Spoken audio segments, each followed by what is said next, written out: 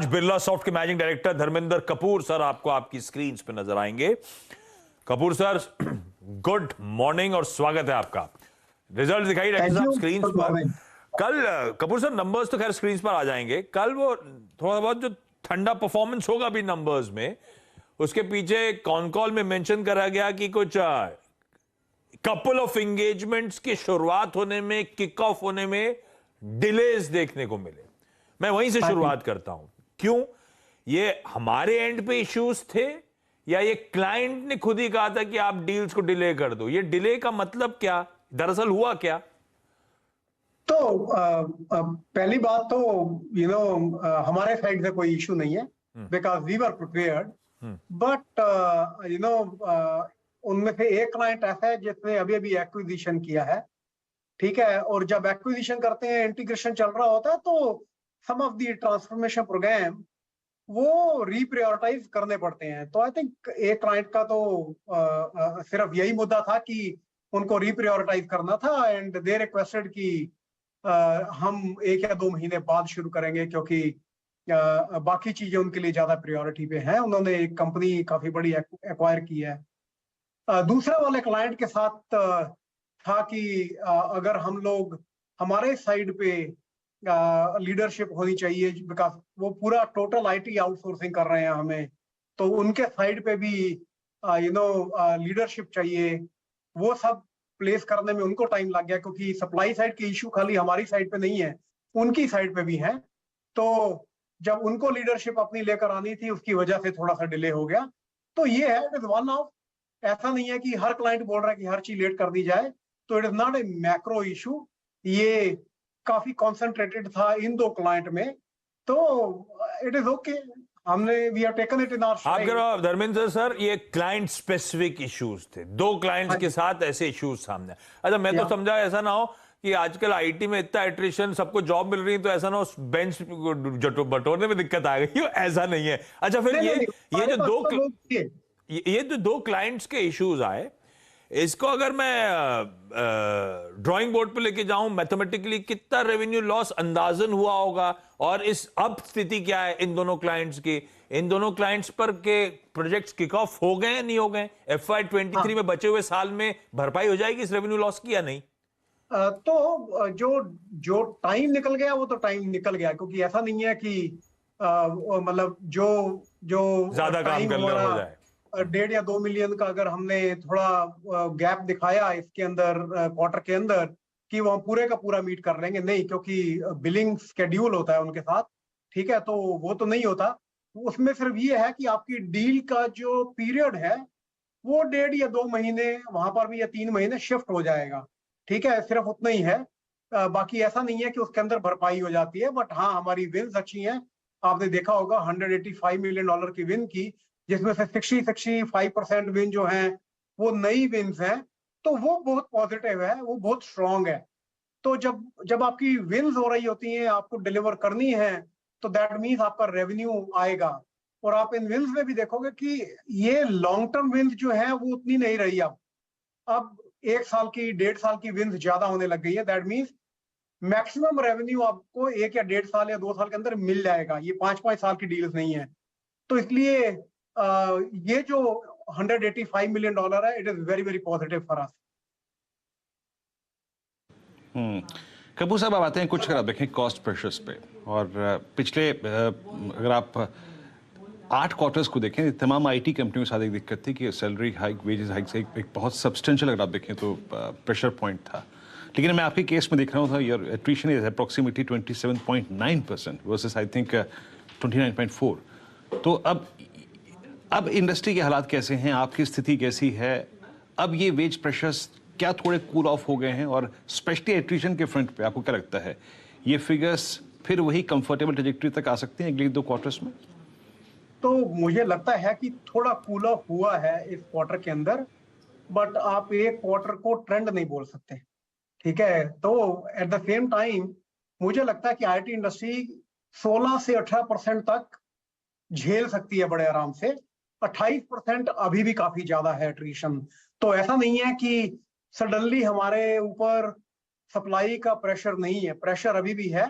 But the good news is कि थोड़ा cool down हो गया है attrition, and I hope that ये धीरे धीरे हर क्वार्टर में कूल डाउन होगा और it will come back to the normal.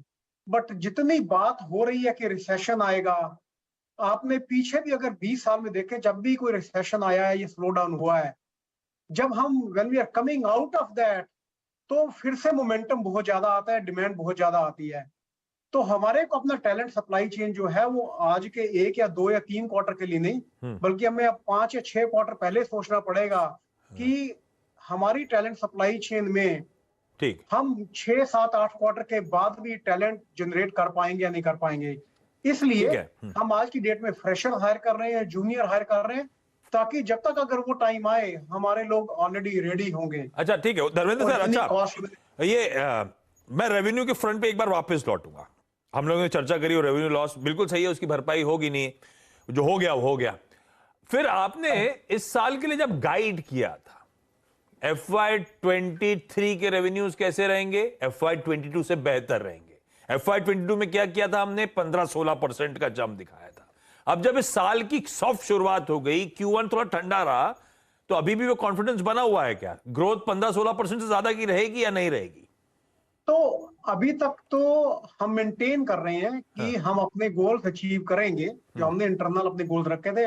आप जानते हैं कि मैं गाइडेंस नहीं देता, एज पर हमारी पॉलिसी मैं गाइडेंस नहीं देता, बट हमने ये कहा था कि हम मेंटेन करेंगे ग्रोथ जो हमने पहले दी है।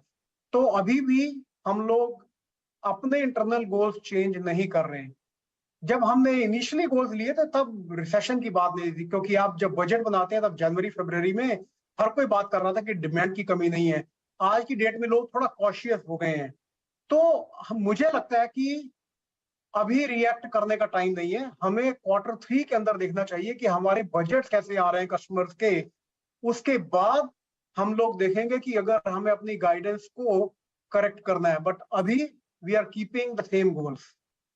मैंने शुरू करा था वो किक ऑफ होने में डील्स के इश्यूज, तो वो असल में स्ट्रीट में आपने जो अभी वर्ड यूज कर दिया कि क्लाइंट्स कॉशियस, अब वो बात अंडर तो अभी तक हम लोग मार्जिन, वीरू ने बात छेड़ी थी, वो margin contraction, supply side issues, उससे फोकस शिफ्ट हो गया था कि डिमांड को लेके कंसर्न्स, कि अगर कोई स्लो डाउन आना है यूरोप में, यूएस में, रिसेशन में स्लिप होने, हार्ड सॉफ्ट लैंडिंग होनी है, तो उससे शायद हो सकता है डिमांड मोमेंटम लूज आउट हो।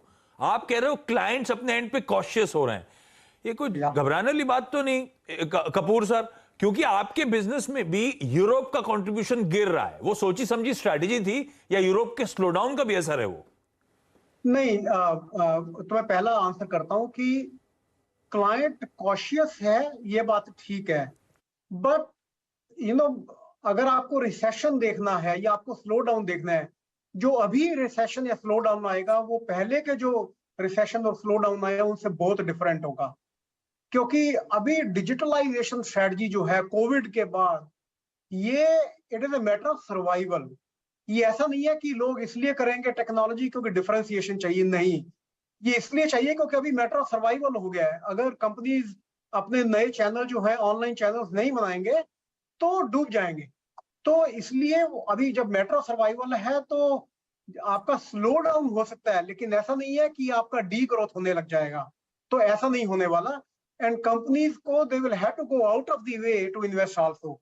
तो इसलिए मुझे लगता है कि कॉशियस वो इसलिए हैं सो दैट जहां पर दे सेड दैट कि अभी we pick up the speed as much as we can, then they say that can we watch out, okay, and can we be little bit more careful, prioritize कर सकते हैं या नहीं कर सकते। तो यहाँ पर कॉशन है थोड़ा सा on the demand front that I look at.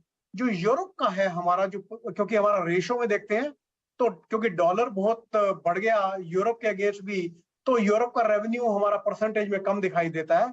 But ये कोई सोची समझी स्ट्रेटजी नहीं है कि हमारा कम हो रहा है। हमने बड़ा क्लियरली बोला है कि यूरोप की स्ट्रेटजी हमें स्ट्रेंथन करनी है और हम उसके ऊपर ऑलरेडी काम कर रहे हैं। तो मुझे लगता है कि 1-2 क्वार्टर के बाद हमारा यूरोप में रिजल्ट दिखाई देने लग जाएंगे। एक्चुअली अभी हमने काफी ये 185 इनकी जो विन की है, और जो अभी इस क्वार्टर के अंदर विन आएंगी, 4 और 5 कस्टमर जो हमने क्लोज किए यूरोप के अंदर, वो बहुत प्रॉमिसिंग है। तो मुझे लगता है कि Europe will start showing the result for us in 2 और 3 क्वार्टर्स। बढ़िया धर्मेंद्र सर, आपकी कमेंट्री बाजार को पसंद आ रही है भाई। दिन के हाईस पर 3% के आसपास के उछाल के साथ बिरला सॉफ्ट इस समय कामकाज करता हुआ। थैंक यू सो मच जुड़ने के लिए सुबह सुबह। Thank you. और जरा हट